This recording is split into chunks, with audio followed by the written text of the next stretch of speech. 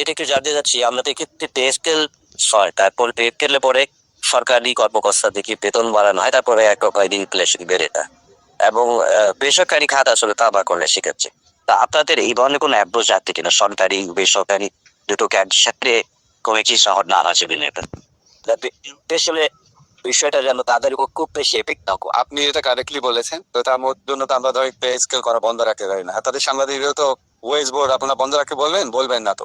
তো আপনি কারেক্টলি বলেছেন, এটা তো শুধু সরকারি কর্মকর্তাদের ক্ষেত্রে, কর্মচারীদের ক্ষেত্রে আমরা করতে পারি, কিন্তু সাধারণত দেখা গেছে সরকারি কর্মকর্তাদেরটা করার পর বেসরকারি অনেক ক্ষেত্রে ওটার সাথে অ্যাডজাস্ট করে বাড়ানো হয়, কিন্তু আমরা প্রত্যাশা থাকি 2015 সালে হয়েছিল, এটার পরে 10 বছর পরে নতুন পে স্কেল হলো। এর মধ্যে আপনি জানেন যে গত সরকারের সময় ইনফ্লেশন ডাবল ডিজিট ক্রস করেছিল। আমরা যদিও এটাকে গত মাসে 8% নিয়ে এসেছি, কিন্তু ইনফ্লেশন কারণে যে বেতনের যে অ্যাডজাস্টমেন্ট সেটা এখনো ঠিক মতো হয়নি। সেই জন্য গভর্নমেন্ট মনে করেছে যে একটা পে স্কেল হওয়া উচিত, এবং এই পে স্কেলটা নেতৃত্ব করবেন ডক্টর জাকির আহমেদ খান, উনি ফর্মার ফিনান্স সেক্রেটারি ছিলেন।